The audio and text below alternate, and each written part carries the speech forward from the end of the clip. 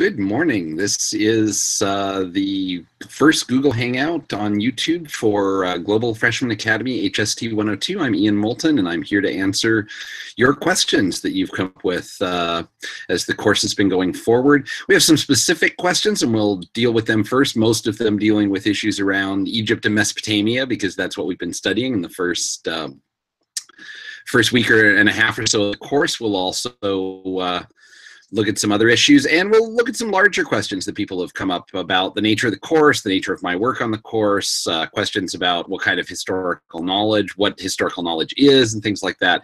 And we have lots to talk about, so we should probably get started. First question that I have is a question about the pharaohs in Egyptian religion. So we're going to start with specific questions and then get to larger ones later. This is a specific question about the notion that the pharaoh is in some sense a reincarnation of Seth. Now, as you probably remember from the course, Seth is not a particularly pleasant god. He is the god who kills Osiris, and he often incarnates or is connected to things like chaos and disruption, and the geographical region that he's associated with is the Egyptian desert, which is a very harsh place. So why would a pharaoh be thought to be the embodiment of all these hostile, evil, disruptive, chaotic forces? Is a really good question. The answer seems to be that the reason this was done was the pharaoh was thought to be able to master these forces by reincarnating Seth.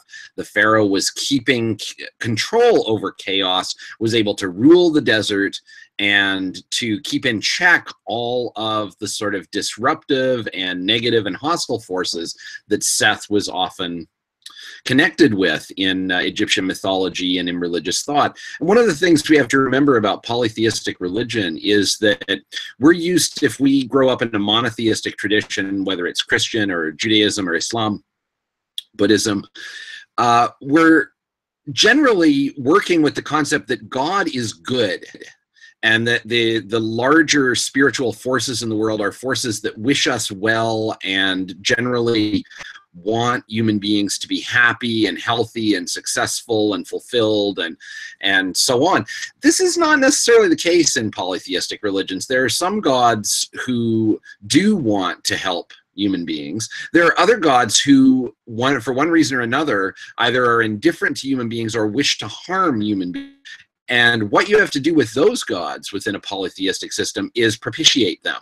You have to give them enough worship and respect that they stay away from you and either keep their evil powers just in abeyance completely, or they go after people who are not you, who are not as religious, who are not working to give them sacrifices, and so on. And Seth in some ways plays this role in Egyptian religion. He is not necessarily a particular pleasant god, but he's a powerful god, and he's a god that you need to have on your side. So one of the ways that the Egyptians imagine this is they imagine that the pharaoh, who is their supposedly benevolent ruler, is an incarnation of Seth. Now, the pharaoh is often also believed to be an incarnation of Horus, who is Seth's enemy. And this also may seem strange, except Egyptian religion very often likes to combine gods. Amun-Ra, for example, combining the god Amun and the god Ra. There's also, in later Egyptian religion, a god called Seth-Horus, who incarnates aspects of both Seth and Horus. So these things sort of balance themselves out in various ways, and the pharaoh in this sense can be seen as doing a balancing act. One of the things that we talked about when we talked about the iconography of the pharaoh is the idea that he unites Lower and Upper Egypt, Upper Egypt being the area paradoxically to the south, which is up the River Nile, which is a desert region with the River Nile being the only habitable area, and Lower Egypt, which is at the north of the country, which is the Nile Delta, which is a very large fertile area. These are very different areas, very different ecosystems, very different ways of life. The pharaoh is believed to unite both of these, and very often politically did. Seth was, in many Egyptian writings and so on, associated with the desert part of Upper Egypt. And so Horus associated more with the Nile Delta. And so in that sense, the pharaoh who combines in himself Seth and Horus combines the rule over the desert parts of Egypt and the fertile parts of Egypt. So it all makes It's just not, as with so much in history, it makes sense when you think about it or when you learn about it, but it's not self-evident to begin with. And it is an odd thing that the pharaoh would be an incarnation of Seth, but that was what the Egyptians very often believed. We got a lot of questions about the building of the pyramids and questions about how do we know, not so much how were the pyramids built, which is a huge question and hasn't been resolved. The only way the stones could have been moved up the pyramids was by ramps. Nobody knows what the ramps looked like. The Egyptians did not have pulleys, so they couldn't have used pulleys to do it. They had to push them on rollers up ramps. They don't know how the ramps were built. It required enormous amounts of manpower. And there have been various people who have over the years speculated on how much manpower and what ways and so on. But one of the things we have learned and have really had confirmed in many ways over the last 10, 20 years is that the pyramids were not built by slaves. And the idea that they were is a very long-running sort of misunderstanding. As with so many misunderstandings, it begins with the Greek historian Herodotus, who in some ways was an excellent historian, but he wasn't always accurate in what he said. What was interesting about Herodotus, who was the first person to write a book called History, was that he would tell you what he heard and he would tell you where he heard it from, which is excellent historical method. He would say, I met a person who told me this about Egypt. Now, that's very accurate and very useful and very historical as a method. Where did you hear this from? Where did this information come from? It came from here, and then you can evaluate the source. What you don't know, of course, is whether the information you got from that source was accurate. So somebody told Herodotus that the pyramids had been built by slaves. Turns out that person didn't know what they were talking about. Herodotus did a good job of telling us that that's where he got his information, but the information he gave us was wrong, wrong, wrong. And Herodotus was the first historian. He was right about a lot of things. He was wrong about a lot of things as well. He had very odd ideas about crocodiles, for example. Generally speaking, the further things were from Greece, the less, which is where Herodotus lived, the less he knew accurately about them. And that makes perfect sense, of course, if you think about it. How do we know that the pyramids were not built by slaves? Well, we know this from various things. The best source of information, one of the most recent sources of information, is burial sites that have only recently begun to be discovered around the pyramids. And what we find in these burial sites are mass burials of people who worked on the pyramids. And it's clear that that's what they are from inscriptions and records that are kept in the graves. And what's interesting about it is these are not slaves' graves. They are very close to the pyramids in a place of honor. They are at a level of preservation, and the treatment of the bodies is not the way that slaves were buried in ancient Egypt. So from the evidence of these graves, it seems pretty clear that people working on the pyramids were not generally slaves. We've also found some records dealing with people who oversaw the work on the pyramids and their records of how the workers were compensated, how many workers worked for a specific person. Those also don't tend to fit with notions of slavery. When you think about it, again, this is not all that surprising because slavery as slavery did not play an enormous role in Egyptian culture. Egyptian culture was a peasant culture where workers were tied to the land and had to land for their masters who owned the land. That is not necessarily a free market for labor, but it's also not slavery. The peasants have a right to live on their land. They are not enslaved. They may have a right to leave their land and go take up service with another master. There are various ways of getting people to work in the ancient world. Generally speaking, the Egyptians did not use slaves. One of the main sources of slaves in the ancient world was captives from war, but if you remember our discussions of Egyptian history, there wasn't a whole war in Egypt. Egypt, because of its geography, was spared invading armies and for long periods of time was a country at peace. And if, frankly, building things as complex and long-term as the pyramids can't be done in a culture that's being disrupted by war. So it may have been that people who were enslaved in fights with the Egyptians were put to work on various things, and some of them may have been put to work building pyramids, but we don't have much evidence for that, and it clearly wasn't the standard sort of labor practice. Some of this misconception comes from Herodotus. Some of it also comes from a passage in the Hebrew Bible, which says that when the Jews were slaves in Egypt, they were put to work building buildings. It doesn't say that they were put to work building pyramids, but some people have thought, well, maybe that's the pyramids they're talking about. There's no real evidence for that. So if they weren't working because they were slaves, why were they working? It can't have been very pleasant work. It would have been hard, back-breaking physical labor in the hot sun. Why would thousands and thousands of people do that? And we don't have a specific answer to that. There are some speculations and things that we know that might suggest reasons. One speculation that seems fairly logical is that most of the work was done during the time that the Nile flooded, and the Nile flooded in a regular manner at a regular time every year as a result of rains in the mountains of Ethiopia far to the south of Egypt at the headwaters of the Nile. The Egyptians didn't know about this, but they did know that every year at a certain time, the Nile would flood. And this would be this was something they welcomed. It was a sign of renewal, of fertility, and it was what kept the fields next to the Nile rich and fertile. But when the Nile flooded, everyone had to get out of the way and go do something else. Well, what else to do? One of the things to do, build pyramids.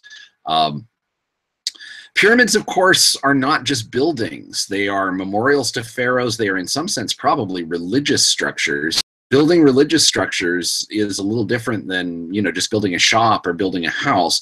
Cultures often, historically, have devoted enormous energy to building religious structures. We can think of the Gothic cathedrals in medieval France, for example, and put a lot more energy into the building projects than they would for just a utilitarian building that had a human purpose. If a building is being made as part of a society's offering to God or to its gods, then people may feel compelled to work on that. They may feel that it will gain them love from the gods or favor from the gods or a smooth journey to the afterlife or whatever it is that they're looking for from the gods. They may feel that they're in a position to be looked on favorably by the spiritual powers of the universe because they've engaged in this work, which means they might do it for little or no money, the same way that people would do charity work for the church in medieval Europe. The other speculation, somebody talked about, well, maybe this was a way of providing employment. I don't know about providing employment. It was a way of, may have been, but it was definitely a way of getting people to settle their debts. Very often, if people owed the government money for taxes, instead of paying the taxes with grain or with cash, what they could do is give their labor to working on the pyramids. If this was something that was also seen as favorable to the gods, this might be a good deal. Well, you can give the pharaoh all your grain or a large portion of your grain from your harvest, or you can give the pharaoh money if you have money. If you're not working on a barter system, or you can go and work and you can keep your grain or most of it. You can therefore have food. You can go work on the pyramids. They'll probably feed you while you're working, and this will bring you favor from the gods. So that's not a bad deal. People might have signed up for that. There's some evidence that work crews were competitive with each other and would carve things on the stone, like we got this one up faster than the other guys did. That suggests a kind of positive working environment that doesn't fit with slavery. So in any case, there's not much reason to think that the pyramids were built by slaves, even though there's been a long misconception that they were. And it's an interesting question, what would have made people do this? One thing, as many of you pointed out, one thing's for sure, the Egyptians were capable of a very high degree of organization. Pyramid building, it was enormously labor intensive. The logistics of it are remarkable. And one of the things to think about is when you're laying the lowest levels of stone, if you make even a small mistake in the mathematics of that and you put a stone slightly in the wrong spot, it's going to mess you up when you're halfway up the pyramid and hoping that everything comes together geometrically into a point at the top. So this isn't just work of enormous labor and sort of physical people moving rocks. This is also brain work. This is making sure things fit to mathematical structures, and it's precision work. You wouldn't think something as big as a pyramid demanded precision, but they do. And again, a very remarkable achievement from the whole culture. The other thing, of course, that the Egyptians did very well was irrigate, and we had several people talk about that and how interesting that was, and the connections between irrigation and civilization, which are, the more I think about it, the more impressed I am with it, and the more logical it seems to me that civilization comes in places where you do need irrigation to survive, because irrigation requires organization, and that requires political power and some kind of unified power structure that can mobilize social energies in a way that can kind of sort of create a civilization. It also demands record-keeping, communication technologies. Written language is very useful in these kind of circumstances, so it's not surprising that you see a rise of writing systems in societies that are trying to do these large, complicated things like irrigate vast areas or build large structures like pyramids. One question that came up, which is an interesting one, is, okay, they're doing all this irrigating. What about sewers? Are they thinking of plumbing in that sense? And the Egyptians, actually, I'm not sure about the Egyptians. I'm not sure what they had in the way of sewers. I don't think they had a whole lot. I could be wrong. I do know that from a very early period, Rome had sewers. The Cloaca Maxima, the great sewer under Rome, was built very early and was crucial to the functioning of Rome as a city, especially as Rome grew to be a big city. And of course, we know about the aqueducts that brought water to Rome. We don't often think about the sewers that took other kinds of water away from Rome. One thing, though, to remember about sewer systems in the ancient world, in fact, any time before the 19th century, is when we think of sewers now, we tend to think of plumbing and specifically, we think of flush toilets. We think of ways to, sanitation is involved in sewage removal. In other words, sewage is the way that we remove waste products from our homes and buildings and make sure that we don't have large cesspits and things like that around. This was not a concern, generally speaking, in the ancient world or in any time until the invention of the flush toilet in the 19th century on any major scale.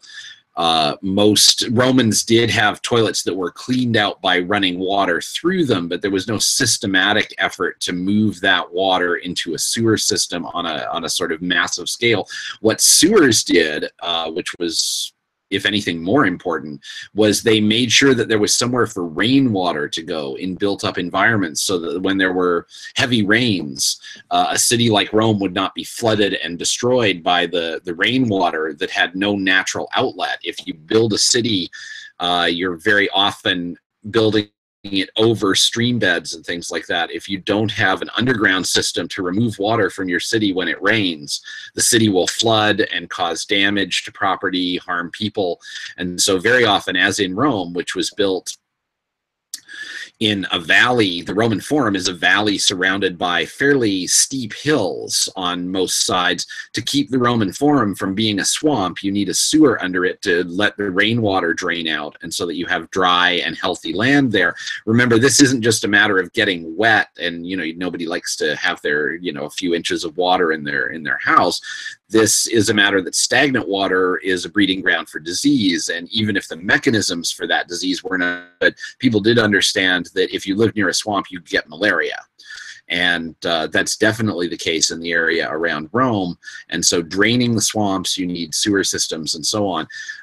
And these were developed in Rome at a very early period. Places they weren't needed so much, sites, tended to be space by space. If you had a small town where the water drained naturally, then you didn't need a sewer. If you were in an area where there was a chance that water would accumulate rapidly, you wouldn't need a sewer. In Egypt, of course, you got the flooding of the Nile every year, which is necessary for the civilization to exist in the first place. And so their relation to that, the notion of flooding and so on is going to be different, because until the 20th century, nobody tried to stop the flooding of the Nile. In the 1950s, dams were built on the Nile, and now the Nile does not flood regularly, and there are irrigation systems based on the Aswan Dam and various places that take care of that. But in the ancient world, the Nile had to flood for the Egyptians to have food, so their concern was not so much with sewers, because they needed those floods. Other interesting questions: mummies. How did the Egyptians know where all the internal organs in bodies were so that they could remove them with such small incisions? And I think the only answer to this is probably practice. They probably perfected the techniques of mummification over a period of hundreds or thousands of years and realized, hey, we can do this with less damage to the body, the ideals in the mummification process seems to be keeping as much of the body intact as possible. You remove especially the digestive organs, which are going to rot and so on. You remove various other organs like the heart that have symbolic significance, and you keep those in separate jars.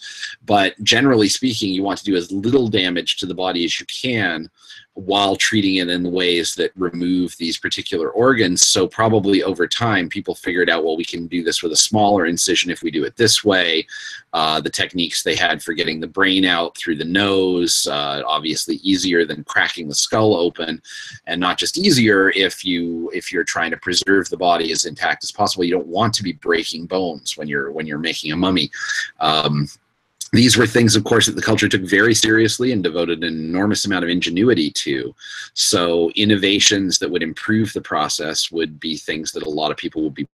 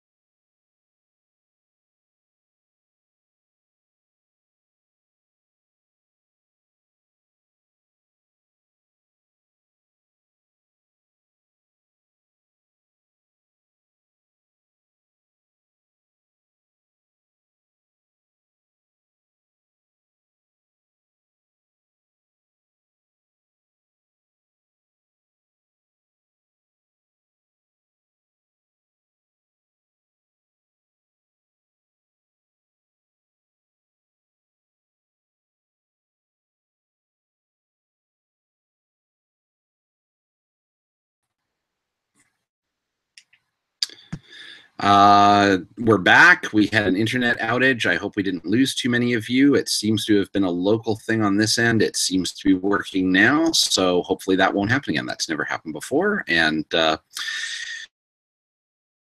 many people because it happened now. Anyway, we got back up as fast as we could. We were talking about women and about the status of women and Queen Hatshepsut in particular. One of the things to remember, of course, is that Egyptians didn't get to choose who their monarchs were. This pharaoh was the pharaoh, and unless there was some court intrigue that installed someone else as a pharaoh. And it wasn't like they asked people if people agreed with this. This is a very much an autocratic monarchy that is not in any way concerned with what ordinary Egyptians think about who should be in power. It's not that kind of a political system.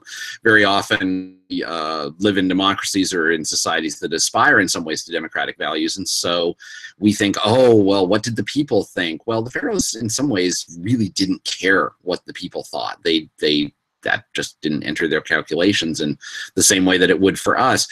Hatshepsut became pharaoh basically because she was in a position to. She was in a position in the royal family after her husband died where she was the one who was in charge of her son, and at a certain point she took power in her own hands. Many Egyptians may not have been aware, by the way, necessarily that Hatshepsut was a woman. There are many statues of Hatshepsut around Egypt that portray her as a male pharaoh. She is the ruler, but the sort of kingship, the role of being pharaoh is masculine. And so there are statues of Hatshepsut that are clearly identified in the inscriptions as being Hatshepsut, and they are statues of male pharaohs who look just like Ramses. So that's something that's interesting to think about too. You get this question of how power represents itself to people. And one of the ways, people aren't always transparent about these things.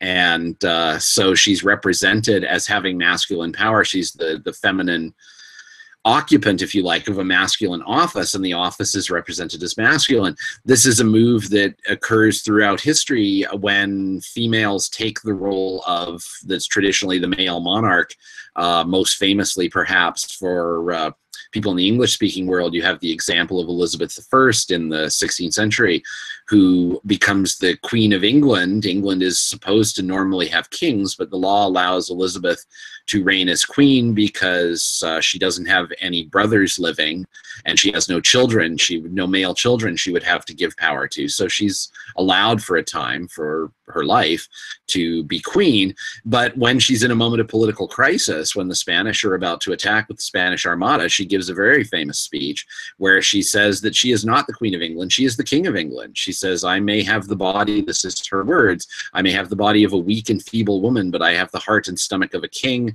and a king of England too. So what she's saying is, I'm not the queen, I'm the king.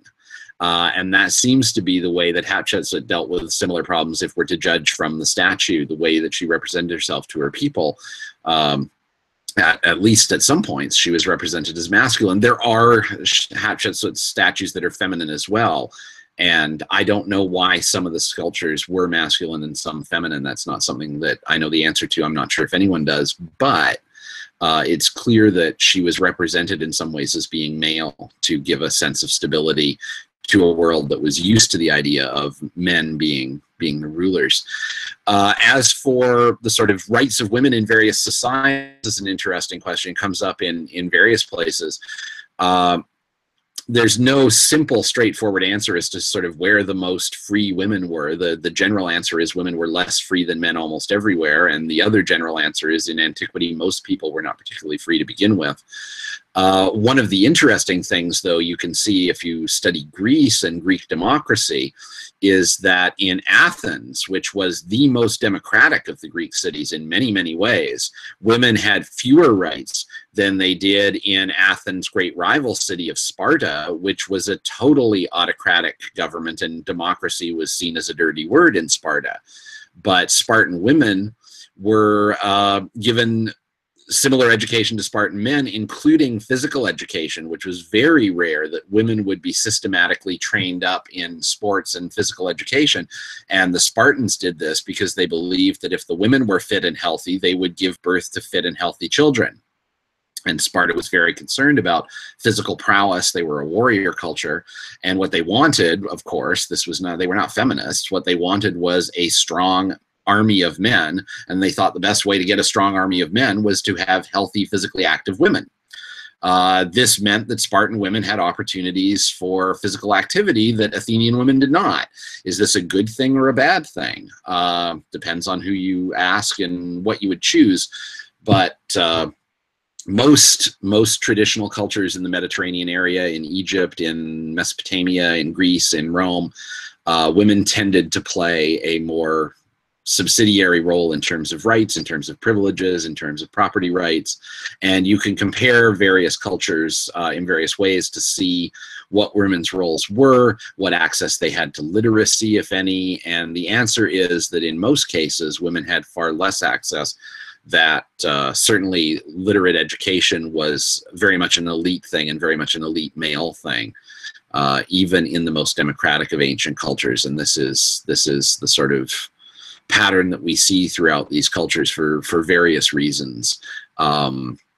But we're always fascinated when there are women who have opportunities not available normatively, like Hatshepsut or Nefertiti, women who have political power, women like Sappho, who are the Greek poet, who are able to be great writers. It's rare that opportunity is given, but there are these figures who sort of shine through.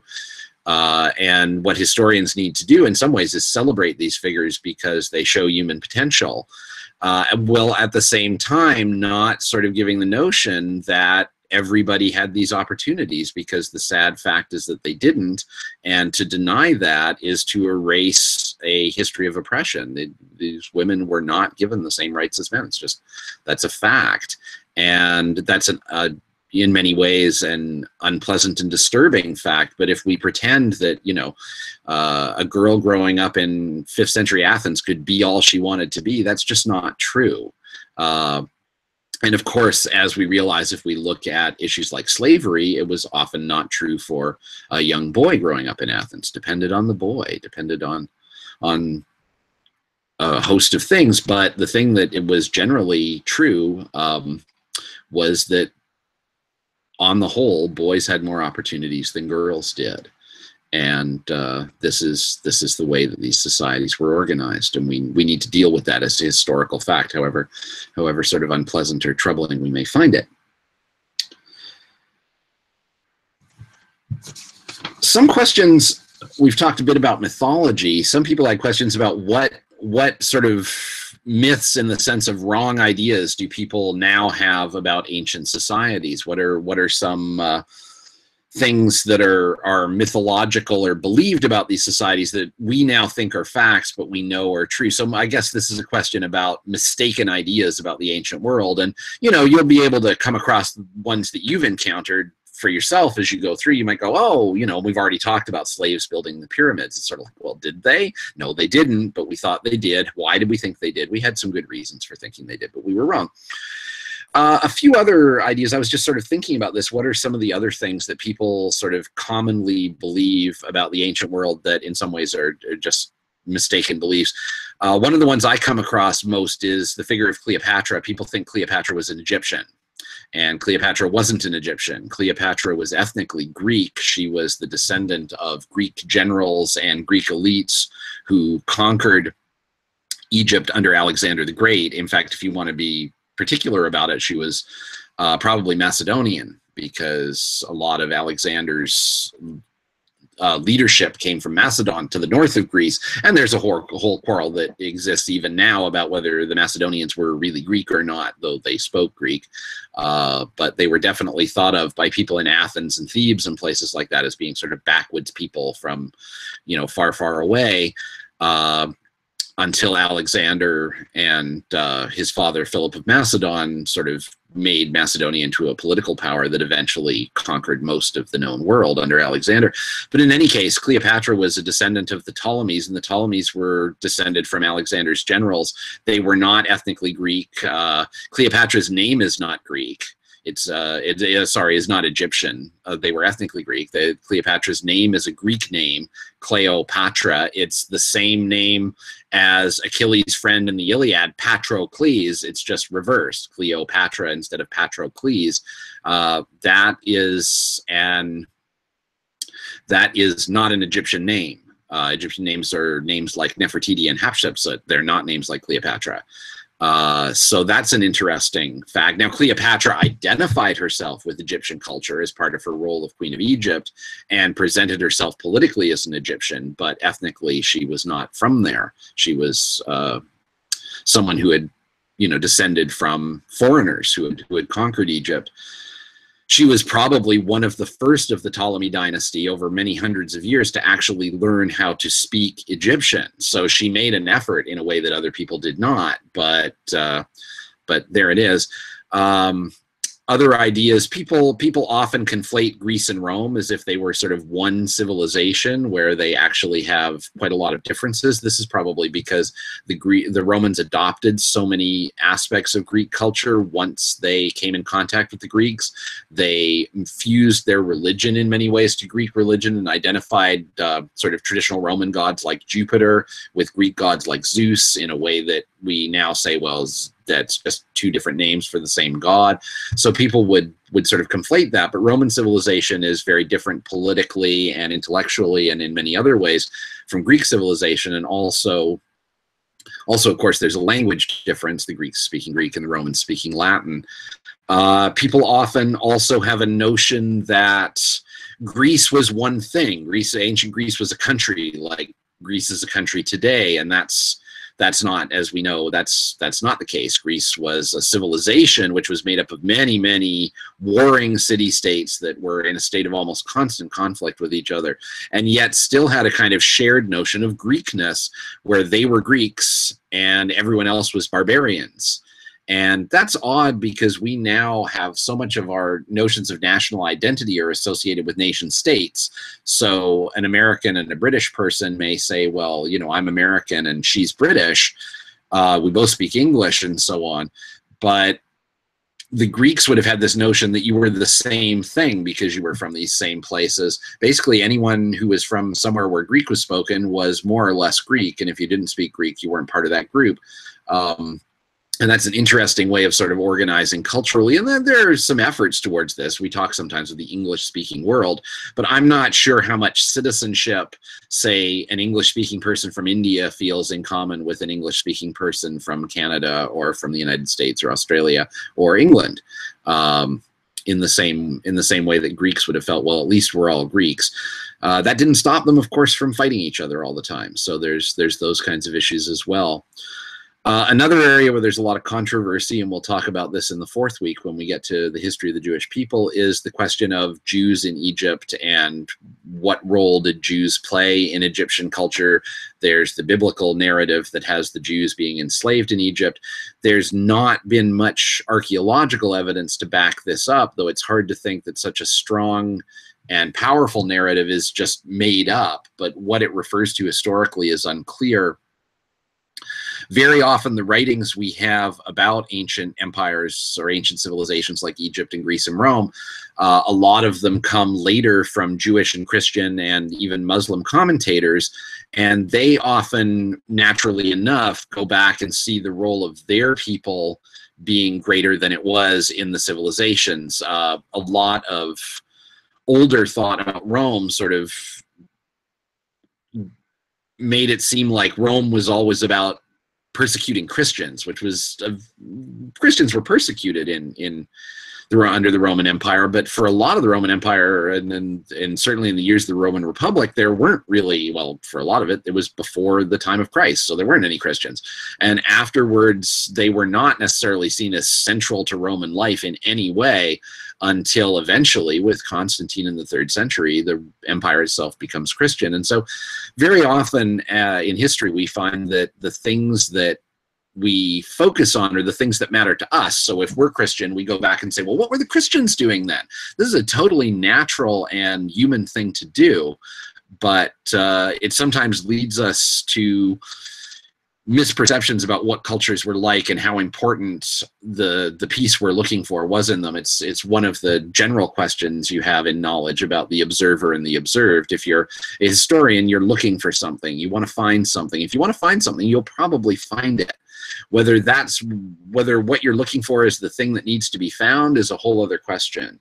And what relation it holds to sort of the general historical truth of something is another question again. These things come up even now in the news in the last few weeks. There's been a controversy in Britain because a very famous historian of Roman Britain, a woman named Mary Beard, made the claim that there were people of color living in Britain under the Roman Empire, and that this may have been a common sight to see people of color in Roman Britain, people from Africa or the Middle East, and there may have even been marriages between the Britons and people from Africa, people from the Middle East in Roman times.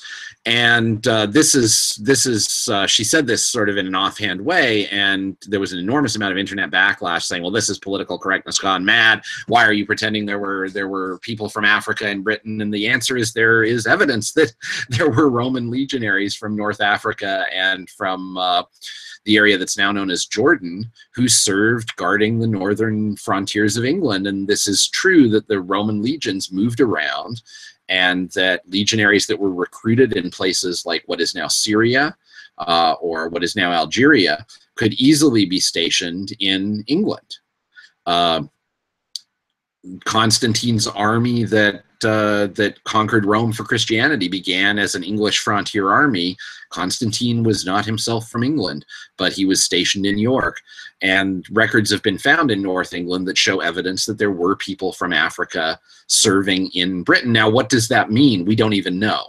We don't necessarily know the sort of ethnicity in the modern sense of these people from Africa. What their skin color was, we do not know. Their names often don't help us, because someone from Africa could easily have a Latin name. St. Augustine, the great Christian theologian, lived his life in the city of Hippo in what is now Tunisia. And so he was in some sense African, even though we think of him as foundational to European culture. And this brings us to another question that one student brought up, which was just, why is this course called European civilization or Western civilization when we're talking about Egypt and Mesopotamia? And this is absolutely right. If we're the course title we're using for this course is sort of the standard one we inherited, I think a more accurate title would be something like Mediterranean and European Civilization to 1500 or something like that, because one of the things about the ways that ideas of Western civilization get constructed is you start working on the idea of Western civilization. This whole idea that there is such a thing as Western civilization is a European idea that comes up. It begins as a notion of Christendom. The idea that there's a Christian civilization that's centered in Europe. And this is true, but as everyone knows, Christianity did not originate in Europe. It's a Middle Eastern religion, if you want those categories, that originated in the Jewish communities of the area now known as Israel or Palestine, in places like Jerusalem and Damascus and places like that that seem very often to be profoundly not European, if we think of it today. But what happens is you have a kind of migration concept where, okay, well, civilization starts in places like Egypt and Mesopotamia, but then it moves to Greece, then it moves to Rome, then it moves to wherever the current person looking at it is from. It moves to England, or it moves to the United States, or wherever it moves to. And there's some truth to this, obviously, but there's also an awful lot you leave out when you construct that narrative. Roman civilization is equally foundational, for example, to Islamic civilization as it is to Christian civilization, because the areas where Islam first flourished once it left the Arabian Peninsula were the richest and oldest areas of Roman civilization. They were places like Alexandria in Egypt, Damascus in Syria, and eventually even the second capital of the Roman Empire in Constantinople, which is now known as Istanbul. And so trying to sort of claim that Western civilization is somehow intrinsically European or is racially connected to people of European descent it's a little problematic. And that's one of the things that this course is trying to show, is that very often these ideas of civilization are ideas, well, for one thing, they're always ideas that are constructed by people who are looking at history and thinking, well, how can we do something with this? What is our heritage? What does heritage mean? It's often a very complicated question. In what sense do any of us anywhere in the world today have a connection in terms of heritage to ancient Greece, for example, or to ancient Egypt? It's very hard to draw those lines. We can claim that we value some things that the Greeks valued, like democracy, and we can say, well, we live in a democratic country just like the Athenians did. But if we look at the way that the Athenians structured their democracy, it's not very much like the way that we structure our democracy. And one of the things that is obvious too is that national identities and ethnic identities and group identities change over time. If one looked back, for example, and this is an argument that's been made by several historians, it's not originating with me. If you looked back to a British person from the Middle Ages, someone who lived in Britain and was English in the Middle Ages, in 1400s, say, in the time of Chaucer, how much does that person really have in common with someone who's living in London or in York or in Liverpool now? They speak the same language but in ways that are so different that the modern person would have trouble reading or understanding the language that the medieval person spoke. The first line of Chaucer's Canterbury Tales is "One that optimal with his shoe so to the heart of mouth to the person to the road." We don't talk like that anymore. That's Middle English. It's 600 years old. The beliefs that someone had in the 14th century are going to be very different than what someone in England believes now. The notion about where England begins and ends is going to be very different. Where are the boundaries of England? Who is allowed to be English? That's going to be different. What are the great works of English culture? A modern person would say Shakespeare. Someone in the 14th century, the language Shakespeare wrote, the theater he performed in, those were things that didn't exist in the 14th century. So what was English then? You have English people living in England in both situations, but very, very different people. And how much do we really have in common with these people in earlier periods? It's hard to be specific. And that's true no matter how much we know. There are all these great books of Western civilization. How many of them have we actually read ourselves? How many of them have we read in the original languages that they were written in? It's complicated questions. And yet, on the same side, the civilization that we call Western civilization has come to influence lives of people all over the world in profound ways. So lots and lots to think about there, and we'll be looking at that throughout the course in various ways. Who owns various parts of history and various civilizations? This gets to another question, which I thought was a great one. It was, how can we be sure we haven't misinterpreted things involving reasons for lifestyles, artistic creations, and writing surrounding ancient civilizations? Isn't some of what historians believe just an educated theory or an opinion? And the answer to this is yes. Yes, it's all an educated theory or an opinion. We don't really know very much for what we know. We make best guesses. What historians can do, it's what Herodotus did. You can't say, well, I know the truth about the crocodile, or I know the truth about how the pyramids were built. What a good historian does is say, here is a story about how the pyramids were built. Here is where I heard that from. Here are the reasons I have to think that this is correct. And that's a theory that gets changed over time. When Herodotus thought the pyramids were made by slaves, that was the best information he had. But what's important is not that he was wrong or right about it, it's that he kept careful track of where he got that information from, so that later historians could evaluate and say, oh, you got that information from there, but that was thousands of years after the pyramids were actually built.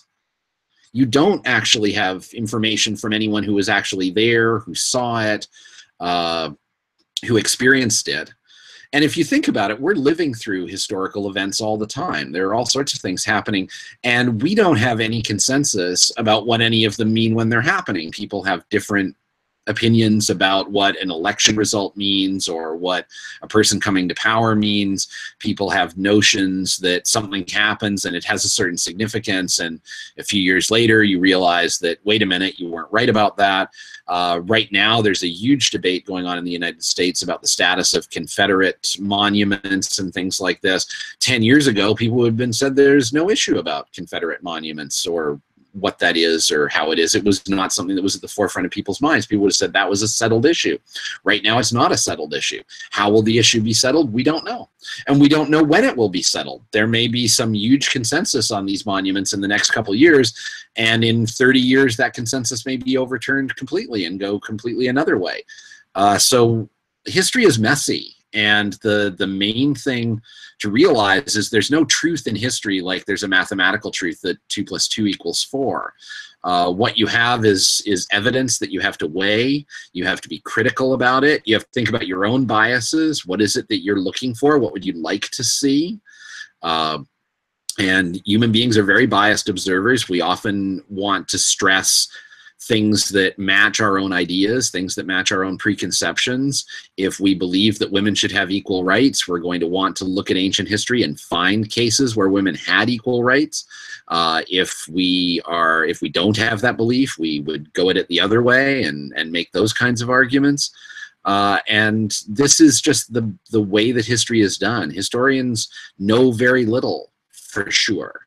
But they know where they found their information from, and they know that some kinds of information is better than others. Written documents are a very powerful form of information. If you have a written document that a certain political proclamation was made on a certain day, the Declaration of Independence, for example, or the Magna Carta, those are documents. We have the documents. We know who wrote them. We know when they were written, and we have the actual pieces of parchment they were written on, so we know that they exist.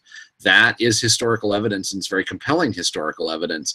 What did Jefferson mean when he wrote that all men were created equal at the same time he owned slaves? We don't know what was in Jefferson's head. Did he think all men were created equal, but we don't honor it all the time? Did he think all men are created equal, but he didn't include his slaves in that category? When he said all men, did he mean all human beings, as often was linguistically the case in the 18th century? Or did he mean all male human beings? Did he mean all adult male human beings? What did he mean by all? What did he mean by men? Those are big, big questions, but we know that on July 4th, 1776, a document written by Thomas Jefferson and other people was signed called the Declaration of Independence, which said all men are created equal, that the country is dedicated to that proposition. We know that. What it means, that's a whole other question, and we may come to a consensus now, we may come to an opinion in our own minds. That's just us. There's going to be other people coming later who see these things differently, and things change over time, just like English people changed from Chaucer to Margaret Thatcher. They're different people. They change over time. That's just the world we're in when we're in the world of history. A great question that came up, learning about history from games like Civilization and various things that are sort of historically based games. This is a really interesting question to me because I like games like that, and I have played Civilization a little bit. I've played other games like that. There was a sort of Sim City set in Egypt that I used to like to play a few years ago that was a lot of fun. I don't know how much you learn about facts from these, but you learn an awful lot about general ideas. You might learn about, you know, the way that a Greek army was organized or something like that. It's probably not specific information because it's a game and it's been modified in the course of making the game, but it's valuable information because you get a general sense of how these things work, and you know, for example, sort of things that ought to be self-evident, that, you know, the Greeks didn't have any tanks. Now that may seem silly, but, you know, if you learn what kind of weapons the Greeks used, you know a little more about Greek warfare than you would otherwise. And this relates to another question that we got that was about what's the role of art in civilization. And art expresses cultural values. They don't express universal cultural values because there's no such thing. There are always going to be dissenting people in any culture who don't believe one piece or another of the mythology that the culture has, or the belief systems that the culture has. But cultures do have beliefs, and they get expressed through art the same way that the beliefs about the pharaoh get expressed through the pyramids, the beliefs that medieval French people had about God the Christian God get represented through Gothic cathedrals, the way that ideas about life and daily life, but also ideas about spiritual life, get reflected through painting, through stories like the Epic of Gilgamesh. All these different things, they have an enormous value to give us a sense of what people felt like and what people thought like. What were they scared of? What were their hopes? What were their dreams? What did they think was important and what did they not think was important? What kind of stories did they tell each other? What kind of sense of humor did they have? These things are enormously important, and the course is going to be drawing on them throughout to sort of enrich our understanding of history. That's part of the reason why every week we start with a building that sort of in some ways symbolizes or embodies the society. So we have the pyramids, and then we have the Parthenon, and then we have the Colosseum, and so on, the temple in Jerusalem. Various structures that kind of symbolize for us the core values of the societies we're looking at. These things all reflect, and I think in some ways that's like the information that we get from gaming and exploring things. There are all sorts of different ways to learn about various cultures. Got some questions about sort of how much of the course material is me and how much is historical consensus. And I would have to say about 99% of this course material is historical consensus.